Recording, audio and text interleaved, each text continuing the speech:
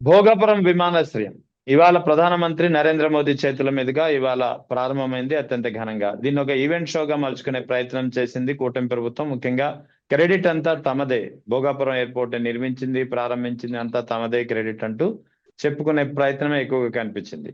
So ఈ నేపథ్యంలో ఈ అంశాలపై మాట్లాడేందుకు మనతో జాయిన్ అవుతున్నారు ప్రముఖ విశ్లేషకులు పురుషోత్తం రెడ్డి గారు. నమస్తే సార్. నమస్తే సార్, ఎలా చూడాలి భోగాపురం విమానాశ్రయ ప్రారంభోత్సవ కార్యక్రమం ఇవాళ జరిగింది. ఒక ఈవెంట్ షోలా జరిపించే ప్రయత్నం అయితే కనిపించింది. సో అసలు క్రెడిట్ ఎవరిది అంటే ఏం చెప్తారు మీరు? అసలు ఎవరి హయాంలో ఏం జరిగింది? ఎందుకంటే క్రెడిట్ అంతా తామే అని కూటమి ప్రభుత్వం చెప్పుకుంటారు. రెహమాన్ గారు బేసిక్ గా ఏదైనా ఒక మంచి కార్యక్రమం జరిగినప్పుడు దాన్ని ఎస్టాబ్లిష్ చేసుకోవడం, దాన్ని ఘనంగా నిర్వహించడం పెద్ద అభ్యంతరం కాదు. అందులో తెలుగుదేశం ప్రభుత్వం ఇట్లాంటి విషయాల్లో చాలా గొప్పగానే చేస్తుంటుంది. కార్యక్రమం యొక్క ప్రాధాన్యతతో సంబంధం లేకుండా బ్రహ్మాండంగా చేయడం అనేది అలవాటు.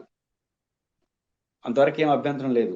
కాకపోతే ఆ సభలో ఆయన మాట్లాడినప్పుడు కానీ లేదా దాన్ని నిర్వహించిన తీరు విషయంలో క్రెడిట్ మాది అని చెప్పుకోవాల్సిన రావడమే ప్రభుత్వం యొక్క బలహీనతకు నిదర్శనం.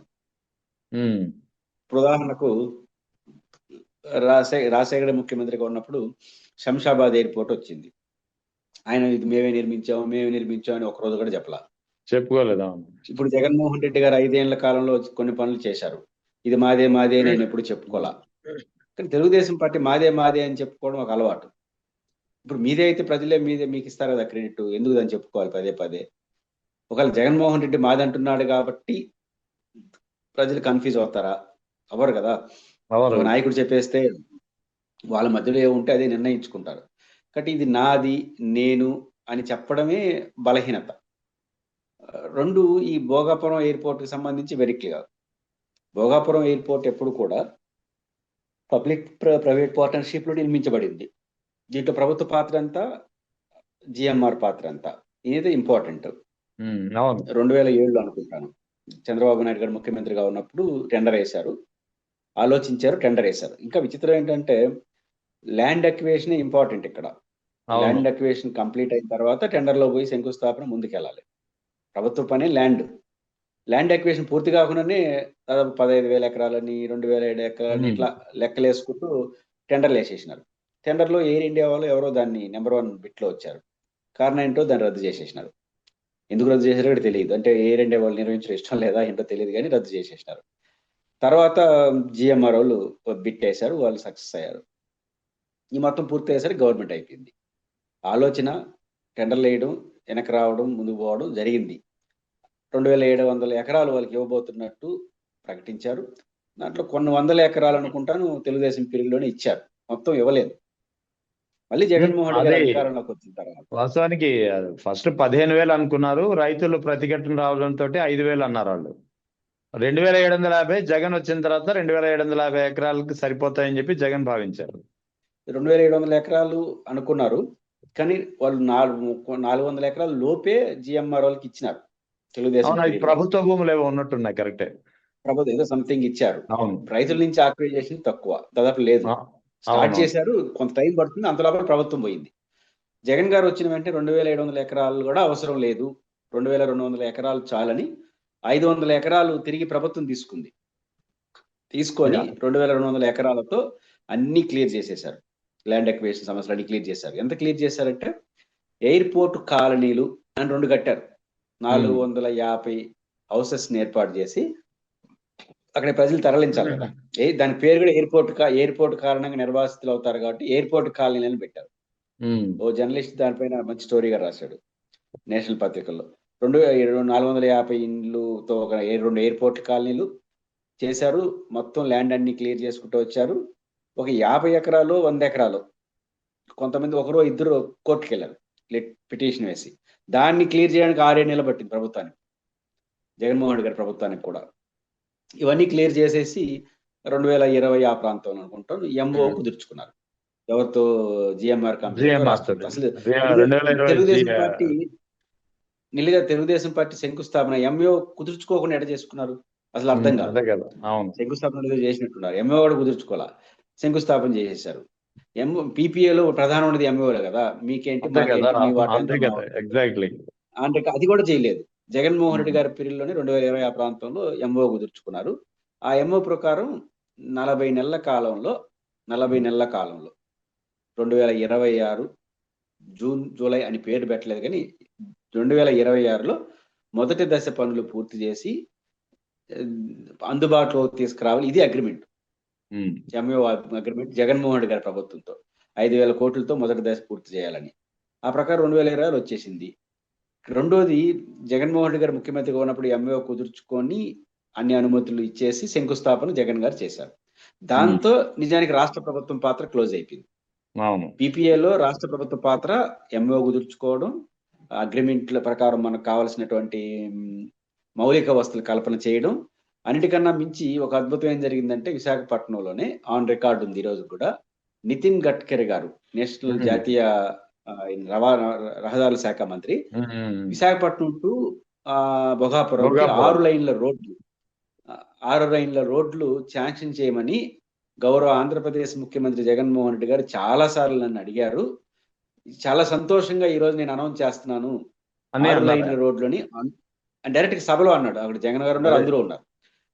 నితిన్ గారు అంటే ల్యాండ్ అక్విజిషన్ పూర్తి చేశారు, ఇళ్ల పట్టాలు క్లియర్, ఈ ఇండ్లు కోల్పోయే వాళ్ళకి ఇండ్లు కట్టించారు, 2 కాలనీలు నిర్మించాడు.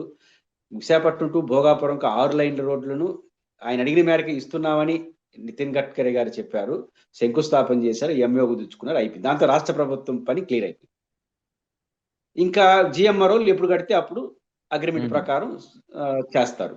కాబట్టి దాదాపు ప్రభుత్వ పాత్ర ఎంత ఉందో అంత జగన్ గారు చేసేసినారు కదా. కాబట్టి ఆ ఖాతా ఆయన కింద వస్తుంది. కానీ ఈ ఖాతా గురించి ఆలోచించడమే ప్రభుత్వం చేసినటువంటి తప్పు. అంటే అంత ప్రాధాన్యత జగన్ గారిది ఉన్నప్పుడు ఆయన టేసుకుంటాడు అనుకున్నామంటే ఇవన్నీ బయటకు వచ్చి ఉండవు. ఆయన ప్రాధాన్యత అయిందా, మీ ప్రాధాన్యత మీకు వచ్చి ఉంటే ఎవరు పట్టించుకోండి. ఇంత లోతుల్లోకి మీరైనా నేనైనా విశ్లేషణ చేయము. కానీ ఎప్పుడైతే ఖాతా గురించి చర్చ పెట్టారో మనం విశ్లేషణ చేస్తాం, లోతుల్లోకి వెళ్తాం. అంటే చంద్రబాబు నాయుడు గారు వైఖరి ఒక వస్తున్నప్పుడు చాలా విచిత్రంగా ఉంటుంది. ఏకమన్ గారు ఉదాహరణకు హైదరాబాద్ లో 2 ఎగ్జాంపుల్ కలిపి చూడండి.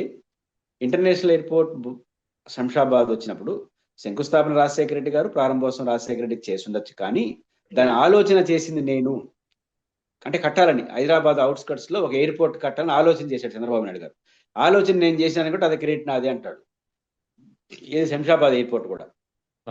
తమాషా ఏంటంటే అదే హైదరాబాద్ లో హైటెక్ సిటీ ఉంది, ఆలోచన రాజీవ్ గాంధీది, శంకుస్థాపన నేదురుమల్లి జనార్దన్ రెడ్డిది. కాబట్టి వాళ్ళకి రావాలి కదా, కానీ అది కుదరదు, పూర్తి చేసింది నాది కాబట్టి నా ఖాతా అంటాడు. ఇక్కడ మాత్రం ఆచరణ క్రెడిట్ రావాలంటాడు. అంతే, మొత్తం మీద క్రెడిట్ నాకు రావాలి. ఇది కొంచెం అంతే. కాబట్టి ఈ క్రెడిట్ గోలే ప్రభుత్వానికి వచ్చిన నష్టం. లేకపోతే సాధారణంగా ఇప్పుడు శంకుస్థాపన చేసి ప్రారంభించారు కాబట్టి ఓకే, వాళ్ళ ఖాతా వాళ్ళకి వచ్చి ఉండేది. కానీ అందుకు భిన్నంగా చేసి ఏదైనప్పటికీ ఖాతాలు ఎవరిదైనా ఇంటర్నేషనల్ ఎయిర్పోర్ట్ అనుకున్న టైంకి వచ్చింది. ఖచ్చితంగా ప్రజలు జరుగుతున్న పరిణామాల దృష్టిలో ఖచ్చితంగా జగన్మోహన్ రెడ్డి గారి యొక్క ముద్రను భోగాపురం ఎయిర్పోర్ట్ నుంచి చెదిపివేయడం అనేది జరిగే పని కాదు. అయితే ఒకటి, ఇక్కడ ఎయిర్పోర్ట్ అయితే ప్రారంభమైపోయింది కానీ ఆ కనెక్టివిటీ మాత్రం లేకుండా పోయింది. ఎందుకంటే వాస్తవానికి మీరు ఇందాక చెప్పినట్లు నితిన్ గడ్కరీ సభాముఖంగా పర్మిషన్ ఇచ్చినటువంటి 6 లైన్ల రోడ్డు గనక, రోడ్డుపై ఈ కూటమి ప్రభుత్వం, నిజంగా కూటమి ప్రభుత్వానికి భోగాపురం ఎయిర్పోర్ట్ పై శ్రద్ధ, కమిట్మెంట్ ఉండి ఉంటే ఈ 2 ఏళ్ల సమయం చాలు పూర్తి చేయడానికి. ఎందుకంటే అది జస్ట్ ఒక 57 కిలోమీటర్స్ స్ట్రెచ్ ఉన్న రోడ్ అది. సో అది పూర్తయిపోయి ఉంటే రోడ్ కనెక్టివిటీ బాగుండేది. ఎందుకంటే ఇప్పుడు ఆగస్ట్ 17th నుంచి వైజాగ్ ఎయిర్పోర్ట్ క్లోజ్ అయిపోతుంది, లాస్ట్ ఫ్లైట్ ఆ రోజు రాత్రే. సో అటువంటిప్పుడు ఇప్పుడు రోడ్ కనెక్టివిటీ లేకపోవడంతో 2.5 hours జర్నీ అవుతుంది. అయితే ఇప్పుడు ఈ ప్రభుత్వం జగన్మోహన్ రెడ్డి గారు సాధించి శంకుస్థాపన క్రెడిట్ కోరుకుంటుంది, కానీ వారు అవకాశం కల్పించిన దాన్ని కంటిన్యూ చేయడంలో లోపం జరుగుతుంది. ఇప్పటివరకు జగన్ గారు కొన్ని విషయాలు చాలా అద్భుతాలు చేశాడు. ఉదాహరణకు అమరావతి రాజధాని కేంద్రంగా 50,000 ఇండ్లు, కేంద్ర ప్రభుత్వం 1,50,000 రూపాయలు ప్రతి ఇంటికి ఫ్రీగా డబ్బులు ఇస్తుంది. ఆ స్కీమ్ కింద తీసుకొచ్చాడు. దాన్ని మనం ఇంప్లిమెంట్ చేసుకుంటే ప్రభుత్వానికి మంచి పేరు వచ్చింది. దాన్ని దాదాపు క్లోజ్ చేస్తున్నారు. 12,000 కోట్ల రూపాయలు ఈయన అడ్వాన్స్ నిధులు పోలవరానికి ఫస్ట్ ఫేజ్ పూర్తి చేయడానికి. ఈయన అడ్వాన్స్ అంతకుముందులాగా ప్రభుత్వం ఖర్చు పెట్టి తీసుకొచ్చే పద్ధతి కాకుండా అడ్వాన్స్ ఒప్పించాడు, కేంద్ర కేబినెట్ ఆమోదింపజేశాడు. ఇప్పుడు 6 లైన్ రోడ్, ఇట్లా కొన్ని 6 లైన్ రోడ్ శాంక్షన్ అయిపోయిన తర్వాత ఇంప్లిమెంట్ చేయించుకోవాల్సింది ఎవరు? ఈ ప్రభుత్వమే. అందుకు భిన్నంగా ప్రభుత్వం వ్యవహరిస్తా ఉంది. కాబట్టి ప్రభుత్వం క్రెడిట్ మీద ఉన్న శ్రద్ధ ఇంప్లిమెంటేషన్ మీద పెట్టి ఉండింది అనుకోండి, ఇప్పుడు ఆ 6 లైన్ రోడ్డు 2 ఏళ్ళలో పూర్తి అయిపోయిండేది. ప్రభుత్వం చేయాల్సిన పనులు అది. జిఎంఆర్ వాళ్ళు కెపాసిటీ ఉన్న వాళ్ళు దేశ విదేశాలు ఎయిర్పోర్ట్లు కట్టారు కాబట్టి వాళ్ళు చూసుకుంటారు ఆ పని. అన్ని పనులు అవును. అయిపించేసినాం కాబట్టి. ఈ ప్రభుత్వం చేయాల్సింది కేంద్రం ఏదైతే అనౌన్స్ చేసిందో 6 లైన్ రోడ్ని ఇంప్లిమెంట్ చేయి. గత ప్రభుత్వం సాధించినటువంటి ఆ 6 లైన్ రోడ్ల పైన శ్రద్ధ పెట్టి దాని ఇంప్లిమెంటేషన్ ఈ 2 ఏళ్ళలో చేస్తుంటే ప్రభుత్వానికి మంచిది, ఎయిర్పోర్ట్ మంచిది. దాని మీద శ్రద్ధ పెట్టాల. తన అవసరం లేని క్రెడిట్ కోసం శ్రద్ధ పెట్టడం వల్ల అది ఎట్లా రాదు. రాని దాని మీద శ్రద్ధ పెట్టారు. వచ్చినా పెద్ద సమాజానికి ఏం ప్రయోజనం, బహుశా చంద్రబాబు కట్టారని మంచి ఒక పేరు మీ ఖాతాలో ఉంటే ఉండొచ్చు కానీ సమాజానికి ఏం ఉపయోగం? కానీ ప్రభుత్వం ఏం దేని మీద శ్రద్ధ పెట్టాలో అది మీద శ్రద్ధ పెట్టకుండా శ్రద్ధ పెట్టని అంశాల మీద శ్రద్ధ పెట్టడం వల్ల ఇట్లాంటి పరిస్థితులు వచ్చాయి. సో ఇక ఇవాళ ఒక పరిణామం జరిగింది. ముఖ్యంగా సాక్షి ఎడిటోరియల్ టీం పై క్రిమినల్ చర్యలు తీసుకోవడానికి కూటమి ప్రభుత్వం గ్రీన్ సిగ్నల్ ఇచ్చింది. Vijayawada commissioner of police Rajasekhar Babu పేరు ప్రస్తావించకుండానే ఒక పోలీస్ బాసు బిగ్ డీల్ కుదుర్చుకున్నారు. అద్విక డిపాజిట్ల కేసుకు సంబంధించి నిందితులతో కుమ్మక్కయ్యారనేది ఆ కథనం సారాంశం. సో దీన్ని అంటే ఆయన ప్రతిష్టకు భంగం కలిగిందంటూ ఆయనపై ఇప్పుడు సాక్షి మీడియాపై ఎడిటోరియల్ టీం పై క్రిమినల్ చర్యలకు ఉపక్రమించింది కూటమి ప్రభుత్వం. సరే ఇది పక్కన పెడదాం. గతంలో కాదంబరి జత్వాని అనే ఆమె ఇచ్చినటువంటి ఫిర్యాదు మేరకు పిఎస్ఆర్ ఆంజనేయులు, విశాల్ గుని, కాంతిరాణ టాటా ఈ ముగ్గురిని సస్పెన్షన్ వేసింది. పిఎస్ఆర్ ఆంజనేయులు జైలుకు కూడా వెళ్ళొచ్చారు ఆయన. సో ఆ సమయంలో ఈ ముగ్గురి యొక్క క్యారెక్టర్ ని అసాసినేషన్ చేస్తూ టీడీపీ అనుకూల మీడియా పెద్ద ఎత్తున కథనాలు ఎంత విషరాతరు రాసిందో అందరికీ తెలుసు. సో ఇక్కడ మరి అదే కాదంబరి జత్వాని ఎవరైతే ఫిర్యాదుదారు ఉన్నారో తానే అసలు బ్లాక్ మెయిలర్ అని సిఐడి ఛార్జ్ షీట్ దాఖలు చేసింది. మరి ఇప్పుడు ఎల్లో మీడియాపై కూడా అంటే టీడీపీ ఫేవర్ మీడియాపై కూడా చర్యలు తీసుకోవాల్సిన అవసరం ఉంది కదా మరి? రెహమాన్ గారు, చట్టం అందరి ముందు సమానంగా ఉండాలి. పత్రికలు కానీ లేదా వ్యక్తులు కానీ ఎదుటి వ్యక్తుల పైన స్వేచ్ఛ పైన కానీ లేదా వాళ్ళ యొక్క క్యారెక్టర్ పైన కానీ వాళ్ళకు ఉన్న గౌరవాన్ని తగ్గించే పద్ధతిలో చేయకూడదు. ఉద్దేశపూర్వకం కానీ ఉద్దేశం లేకుండా కానీ. యథాలాపంగా జరిగితే దాన్ని ఇంకో రకంగా చూడాలి. ఒక ప్లాన్ ప్రకారం జరిగింది అనుకోండి, ఖచ్చితంగా దానిపైన చర్య తీసుకోవాలి. ఇప్పుడు సాక్షిలో ఆ కేసుకు సంబంధించి ఏదైనా అభ్యంతరాలు ఉంటే లేదా ఆ పోలీస్ ఆఫీసర్ వ్యక్తిత్వాన్ని దెబ్బతీసుకుంటే మీరు చర్యలు నోటీసులు ఇవ్వండి, చట్టబద్ధంగా చేస్తే మనం ఎవరేమో అభ్యంతరం చెప్పం. కాకపోతే అన్ని విషయాల్లో ఒకే రకంగా ఉండాలి. మనకు నచ్చిన విషయంలో ఒక రకంగా, నచ్చని విషయంలో ఒక రకంగా ఉంటే అది డెమోక్రసీ అనిపించుకోదు. ఇప్పుడు వారు ప్రస్తావించినట్టు సాక్షిలో రాజశేఖర్ బాబు గారికి సంబంధించి ఏదైనా ఉంటే చట్టపరంగా వెళ్ళొచ్చు, తప్పేం లేదు. కానీ మీరు ప్రస్తావించినట్టు కొన్ని పత్రికల్లో ముఖ్యంగా కాదంబరి జత్వాని విషయంలో మీరు జగన్మోహన్ రెడ్డిని టార్గెట్ చేయాలని ఒకే ఒక లక్ష్యం పెట్టుకొని ఎంతమందిని టార్గెట్ చేసినారు? టార్గెట్ జగన్మోహన్ రెడ్డి గారే.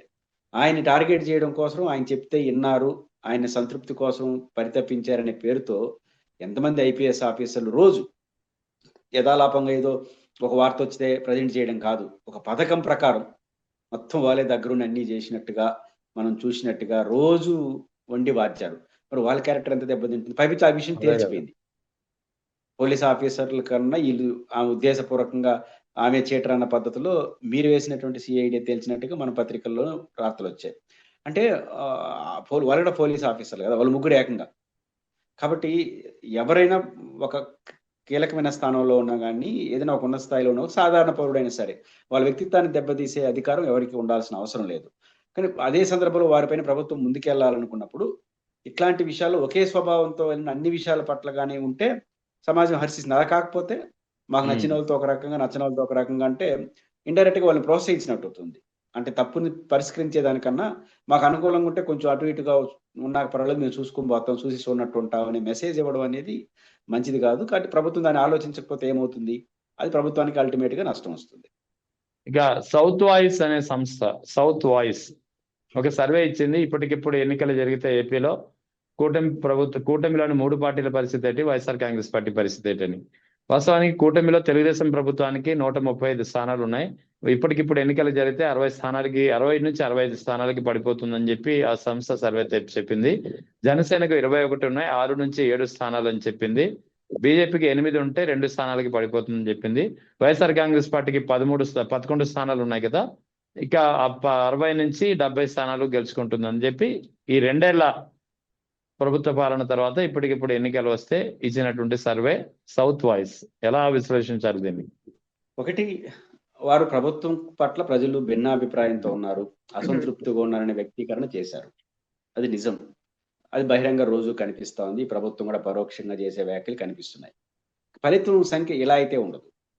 అంటే ఎవరికి మెజారిటీ రానంతగా ఉండదు, సంక్లిష్టత ఉండదు. ఖచ్చితంగా ఎవరో వైపు మొగ్గు చూపుతుంది సమాజం. ఖచ్చితంగా ఈ ప్రభుత్వం ఇప్పటికిప్పుడే ఎన్నికలు జరిగితే జగన్మోహన్ రెడ్డి గారు గెలుస్తారు అన్న వాతావరణం అయితే ఉంది. ఎన్ని సీట్లు వస్తాయి ఏంటని మనకు తెలియదు, కానీ గెలుస్తారన్న వాతావరణం ఉంది. దానికి 2 కారణాలు మనకు కనిపిస్తాయి. ఒకటి, 2 పార్టీలు మామూలుగా జర్నలిస్ట్ గా మీకు తెలుసు, గెలిచిన తర్వాత ఎలక్షన్ ముందు వరకు ఎవరు కూడా తగ్గరు. మీరే గెలుస్తా, మేమే గెలుస్తాం అంటే మేమే గెలుస్తాం. ఇక్కడ జగన్ గారు తగ్గట్లా, ఓడిపోయిన మరుసటి రోజు నుంచి మళ్ళీ 5 ఏళ్ళ తర్వాత మేమే వస్తా ఉంటున్నాడు. తెలుగుదేశం పార్టీ ఆయన రాడు, మేమే ఉంటామని చెప్పడం కాకుండా ఆయన వస్తే పరిస్థితి ఏంటని అంటున్నారు. ఇది ఒక విచిత్రమైన పరిస్థితి. కాబట్టి వస్తే పరిస్థితి ఏంటంటే అర్థం వస్తాడనే కదా మీ అంచనా ప్రకారం. 2, వాళ్ళకు అనుకూలంగా ఉన్న పత్రికల్లో కూడా ఏం రాశారు, కేసీఆర్ గారు కోలుకోవడానికి 2 ఏళ్ళు పట్టింది, ఆయన కోలుకోవడం 3 ఏళ్ళు పట్టింది, ఈయన 2 రోజులకే కోలుకున్నాడు, మళ్ళీ వచ్చేస్తానంటున్నాడు అని వాళ్ళు రాస్తున్నారు. జగన్మోహన్ రెడ్డి విశ్వాసం ఎక్కుతుంది. 2, జగన్మోహన్ రెడ్డి గారి యొక్క కార్యక్రమాలు చూస్తే అదే జెట్ స్పీడ్ లో పరిగెత్తా ఉంది. ఏందో రోజు అధికార పార్టీ వాళ్ళు ఎన్నో కార్యక్రమాలు పిలిపించారు, అట్లా పిలిపిస్తున్నారు. అంత ఉత్సాహం ఆయన నుంచి వచ్చింది. 2 ఏళ్ళ మొదటి రోజు నుంచి అదే పరిస్థితి. ఘోరంగా ఓడిపోయినప్పుడు అధ్యక్షుడు పిలిపించడానికి భయపడతాడు. మన వాళ్ళు ఏమన్నా కొంచెం అలగతారేమో, తిరుగుబాటు చేస్తారేమో ఇట్లా అంటారు. ఈయన ఆ పరిస్థితి ఏం లేదు. ఇప్పుడు మనకు డిఎస్సి ఉంది, మొన్న ఏదో ఒక పిలిపించాడు, బాగా చేసినారు. మళ్ళీ నిన్న కలెక్టరేట్ అంట, 2 రోజులు టౌన్ హాల్ మీటింగ్లు అంట, 3 రోజులు నిరాహార దీక్షలు అంట, మళ్ళీ భారీ ర్యాలంట ఒక వారంలోనే. ఎంత అయినా భారీగా ఎందుకు చేయగలుగుతున్నారంటే ఒక నమ్మకం, మళ్ళీ వస్తామనే విశ్వాసం కేడర్లో వచ్చింది. 2 ఏళ్ళకి అట్ట రావడం ఏంటి? మనకు కళ్ళ కనిపిస్తున్న మాట, జగన్మోహన్ రెడ్డి గారు అధికారంలో ఉన్నప్పుడు ఇంకొక 6 నెలలు ఎలక్షన్ జరుగుతుందన్నప్పుడు కూడా ధైర్యంగా మేనిఫెస్టో ఎత్తుకోపోయినాడు ఇంటింటికి. అమ్మన్నాడు, పోయారు, మేనిఫెస్టో చూపించి టికెట్స్ వచ్చారు. వీళ్ళు మొదట 45 రోజులు 1 ఇయర్కే మేనిఫెస్టో ఎత్తుకోవడానికి భయపడుతున్నారు. ఇప్పుడు 45 రోజులు ఇంటింటికి పోతున్నారు కదా, మేనిఫెస్టో ఎత్తుకోవడానికి ఎందుకు భయపడుతున్నారు అంటే మన మేనిఫెస్టో అమలు కాలేదని అర్థం. మీకే నమ్మకం లేదు కాబట్టి మేనిఫెస్టో అమలైన తీరు, ప్రజల ఆకాంక్షలు నెరవేరిన తీరు, వాళ్ళు స్పీడు, వీళ్ళు శాపనార్థాలు అన్ని చూసినప్పుడు వైఎస్ జగన్మోహన్ రెడ్డి గారి నాయకత్వం వైఎస్ఆర్ కాంగ్రెస్ పార్టీకి అవకాశాలు ఉన్నాయి, ఇప్పటికిప్పుడు ఎన్నికలు జరిగితే గెలవడానికి అనే మెసేజ్ అయితే కనిపిస్తా ఉంది. ఎనీహో కూటమికి అయితే బాగలేదు అని వాళ్ళు కూడా చెప్పారు. కానీ ఆ సంక్లిష్టత అయితే ఉండదు. వాళ్ళకి ఒక 70, వీళ్ళకి ఒక 80 అట్రాదు. ఖచ్చితమైన మెజారిటీ ఈ రోజు కూడా ఎవరికో వరకు ఉంటుంది. బట్ నా అసెస్మెంట్ ప్రకారం ఇవన్నీ చూస్తా ఉంటే జగన్మోహన్ రెడ్డి గారు కొంచెం మొగ్గు చూపే కలిసి ఈ రోజు ఇంకా 5 ఏళ్ళు పోయిన తర్వాత ఖచ్చితంగా పీప్ అయ్యే పరిస్థితి. అవును, ఇప్పటికి జస్ట్ 2 ఇయర్స్ కదా. అవును, 2 ఇయర్స్ అయింది. కానీ ఇప్పుడు కూడా మెజారిటీ స్పష్టంగా ఉంటుందని మాత్రం నేను ఖచ్చితంగా చెప్పగలను. ఆ మెజారిటీ విషయంలో తప్ప వాళ్ళ పల్స్ అయితే కరెక్ట్.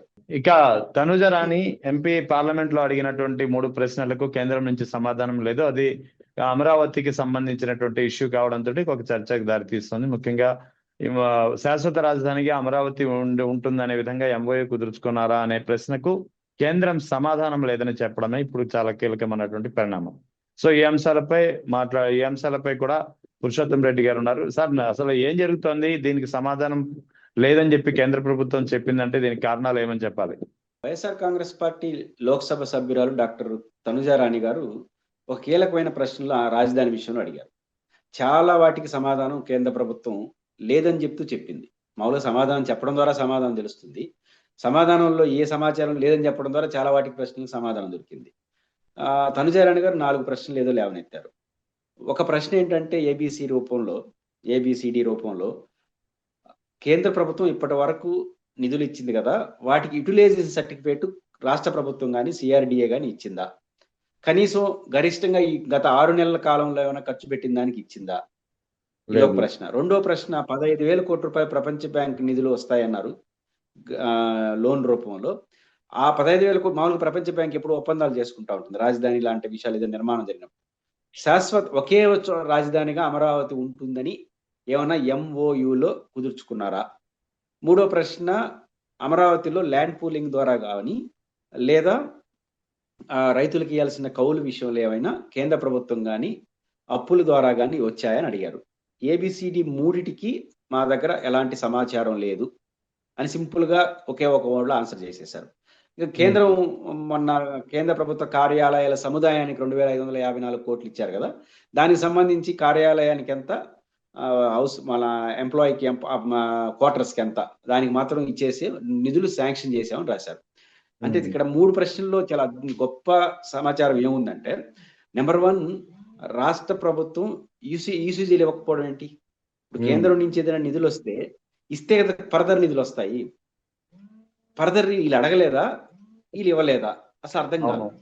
2 అన్నిటికన్నా కీలకమైంది 15,000 కోట్ల రూపాయలు ప్రపంచ బ్యాంకు డబ్బులు వస్తాయన్నారు. దాంట్లో వారు అడిగిన ప్రశ్న ఏంటి? ఒకే రాజధానిగా అమరావతి ఉంటుందని. ఎందుకని చాలా సందర్భాల్లో చంద్రబాబు గారు బయట ఏమంటున్నారు? ఏకైక రాజధానిగా అమరావతి ఉంటుంది, రాజ్యాంగ సవరణ చేసేసినాము, ఇంకెవడు ముఖ్యమంత్రి అయినా కూడా రాజధాని మార్చలేరు అని బయట చెప్తున్నారు. చట్టంలో అట్లా చెప్పడానికి లేదు అనేది ఈ రోజు అర్థమైపోయింది. ఎందుకంటే ఒకే రాజధానిగా ఉంటుంది లేదా శాశ్వత రాజధాని ఉంటుంది చట్టం వాడడానికి లేదు, టెక్నికల్ కుదరదు. కాబట్టి కేంద్ర ప్రభుత్వం అట్లాంటి సమాచారం మీ దగ్గర తీసుకోవాలా. కానీ ఇది టెక్నికల్ గా అయినప్పుడు బయట ప్రపంచానికి ఇది చెప్పడం ఏంటో అర్థం కాదు. రెండోది ప్రధానమైంది, కేంద్ర ప్రభుత్వం నిధులు ఏమైనా ఈ అమరావతి రైతులు కౌలు లాంటివి వచ్చిందా లేదా అప్పుల ద్వారా? ఈ ప్రశ్న కీలకం ఎందుకంటారు రేమన్ గారు. ప్రభుత్వం పదే ఉంటుంది సెల్ఫ్ సఫిషియెంట్ రాజధాని, ఇప్పుడు రాష్ట్ర ప్రభుత్వం డబ్బులు ఇవ్వాల్సిన అవసరం లేదు, అన్నిటికన్నా మించి ఇప్పుడు తెస్తున్న డబ్బులు అప్పులు వాటి ద్వారా తీసుకొస్తున్నాము, ఆ అప్పుల్ని రీపే అమరావతి రాజధాని చేసేస్తుంది, దట్ ఈస్ సెల్ఫ్ సఫిషియెంట్ రాజధాని అన్నారు. మరి వారు అడిగిన ప్రశ్నలో కౌలు అంటే ఇప్పటికి 2,500 కోట్ల రూపాయలు కౌలు ఇచ్చింది ఆంధ్రప్రదేశ్ ప్రభుత్వం అమరావతి రైతులకు, అన్ని ప్రభుత్వాలు కలిపి. ప్రతి సంవత్సరం 300-400 కోట్లు ఇవ్వాలి కౌలు. ఈ టైంలో ఆ కౌలు ఎవరు ఇస్తున్నారు? రాష్ట్ర ప్రభుత్వం ఇస్తా ఉంది. అది కీలకంగా తనుజారాణి గారు రాబట్టారు చాలా ఎఫెక్టివ్ గా. ఎందుకంటే రాష్ట్ర ప్రభుత్వ బడ్జెట్ నుంచి ఇస్తున్నారు తప్ప అప్పుల ద్వారా కాదు, కేంద్రం రూపాయి లేదానికి. అంటే సెల్ఫ్ సఫిషియెంట్ రాజధాని అనేది అర్థం లేని మాట. కాబట్టి ఇప్పటి వరకు ఖర్చు పెట్టిన ప్రతి ఖర్చు 12,000 కోట్లు రాష్ట్ర ప్రజలే భరించారు. ఇప్పుడు కౌలు ఇస్తుంది రాష్ట్ర ప్రజలే భరించారు. భవిష్యత్తులో 47,000 కోట్ల రూపాయలు అప్పులు తేబోతారు కదా, అది కూడా రాష్ట్ర ప్రభుత్వం భరించాలి. రీపే చేసే కెపాసిటీ 12 ఏళ్ల తర్వాత కూడా రాకపోతే ఇంకెప్పుడు వస్తుంది అది?